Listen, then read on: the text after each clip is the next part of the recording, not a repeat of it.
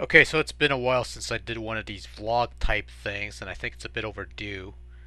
I'm a bit of a muffled mood, shall we say, so this could be an outlet to get some negativity out before I could get back to doing some real work on something a little more substantial than, well, I don't know, something, whatever comes to mind. A couple topics I want to discuss this vlog, and a couple updates I want to save for the end of the video. I'll try to keep things brief, but you know how it is with these vlogs sometimes. I tend to ramble at times, so let's begin.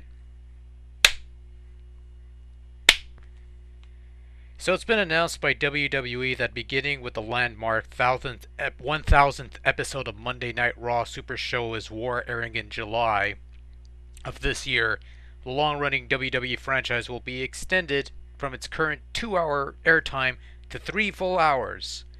3 fucking hours of Monday Night Raw is... Seriously, this is a joke, right?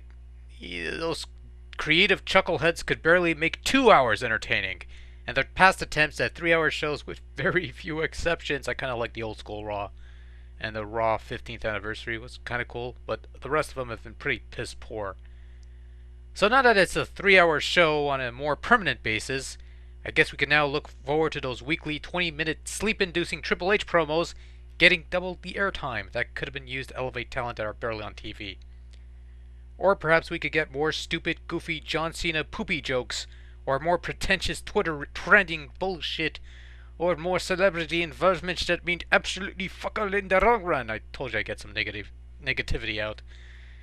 I'm trying to figure out what purpose having a weekly 3-hour Raw would serve. I mean, without going into any exorbitant detail and historical analysis, because, you know, there's fucking Google.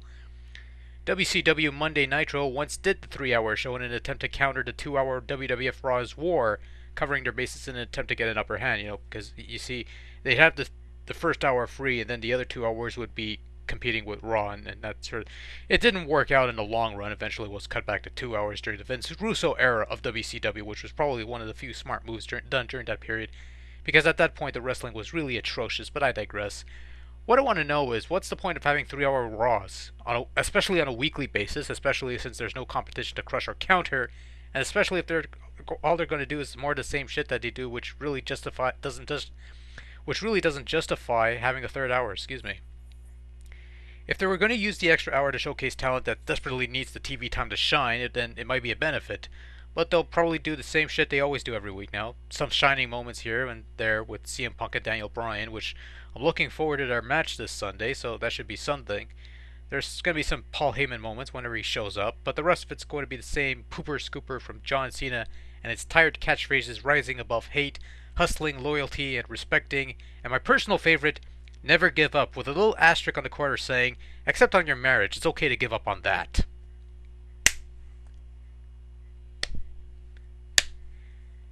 From the TNA Impact Wrestling website, you know, I'll just read it out for you. TNA Impact Wrestling President Dixie Carter and Spike TV President Kevin Kay announced today that the highly rated Impact Wrestling show will be going live from Universal Studios beginning May 31st and continue through the summer. This announcement coincides with the recently announced 1 hour earlier time slot change of 8 p.m. to 10 p.m. Eastern Time every Thursday night beginning May 31st.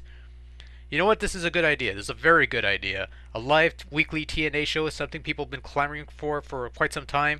It's something that could help TNA's show considerably, and perhaps more importantly, a live TNA Impact Wrestling show will probably get more eyeballs watching the product, since there won't be any spoilers for some people to check out and say, oh fuck, Hogan's there? Fuck that, I'm watching NC-17. I don't watch the show regularly, I just check out products on YouTube, and from what I've seen from the few clips that I've seen, this product is certainly better than what I've seen from TNA, especially the past couple of years. But with the new live show, it might be a chance for me to go back and watch the show and see if I could get back into it. Despite the addition of the product of Hulk Hogan's anabolic semen to the TNA roster. So yeah, Impact going live, good move on their part. Hope it works out for them well enough that they might make it permanent, and hopefully it'll garner them higher ratings and perhaps break that 2.0 barrier that they were never able to break. So yeah, here's hoping that this works out for them. And I really want it to work out for them because, you know, going live is probably the step that could really help them out in the long run.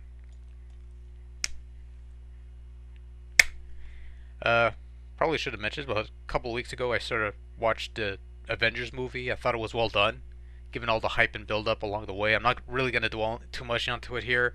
But I thought it was a pretty slick comic movie that not only kept me awake, most important thing, but perhaps the other most important thing, kept me thoroughly entertained and actually gave me incentive to be invested in the story, however fantastical it might be, if that's even a word. Probably not. But yeah, it was nice, colorful, and quite fun actually. It had its funny moments, especially with the Hulk. You know, he had a couple nice moments, nice dialogue between the characters, nice character moments. I thought the way the Avengers gradually got together, eventually became a team, worked for what it was.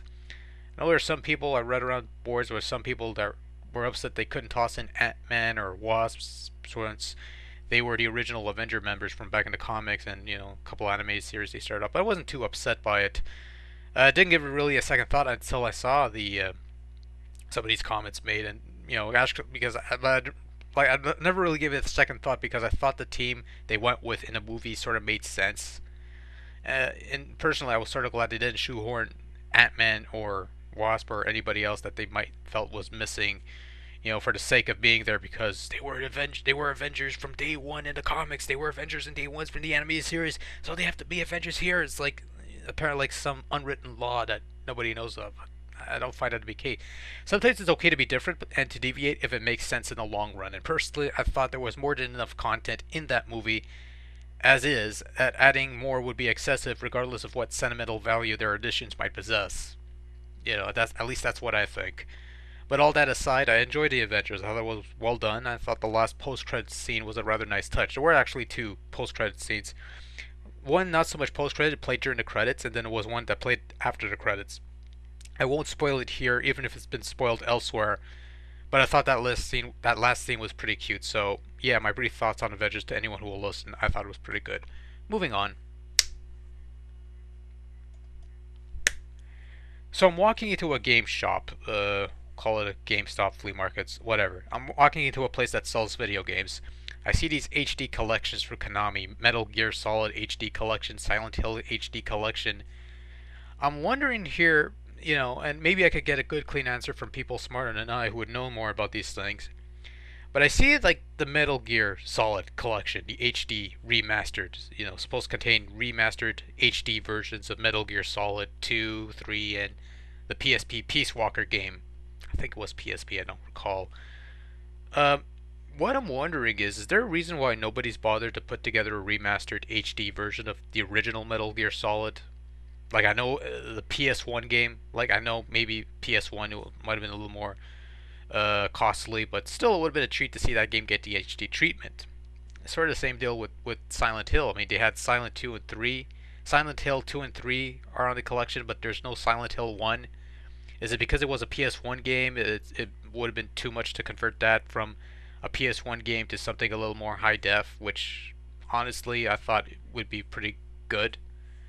Would probably be a good move to do because it's sort of part of the series. Like, especially in the case of Metal Gear Solid, if the PS1 version wasn't viable enough to convert into an HD title, why not the GameCube remake? What was it called? Twin Snakes, I think it was. I know it was a remake of Solid 1 on the GameCube. So they could have used that, made a couple changes so it works with the PlayStation format or whatever the hell it is. And it's just a random thought I had, nothing to break tears over. It's just some random thought that I had in mind. So, yeah, just something I was wondering out of the blue stuff. Yeah.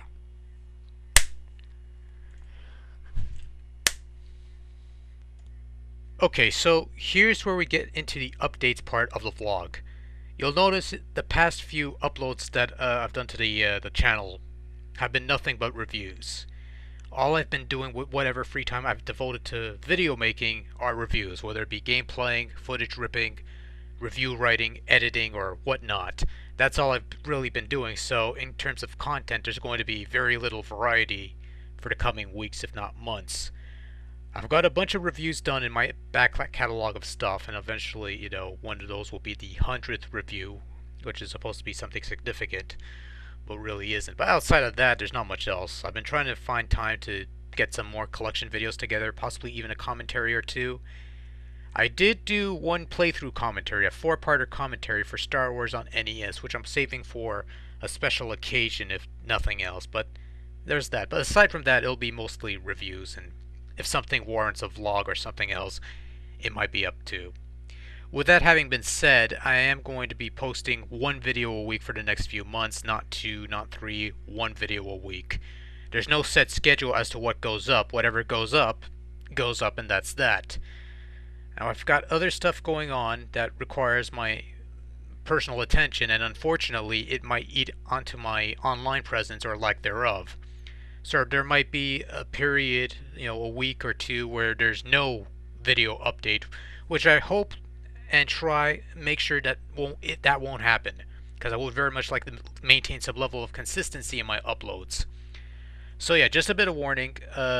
It's going to be one video a week. Hopefully, I'll upload on the same day of the week, whether it be every Saturday or Sunday. But I'm not making promises on that regard. All I can tell you is that you're getting at least one video a week from me, whether it be a review or, in a rare case, something entirely different. And this will be going on for the next couple of months or so. Until things have settled down on my end. So that'll do for the longest vlog, and if you've somehow gotten to this point, I thank you for persevering and sticking around, and I bid you farewell. Later.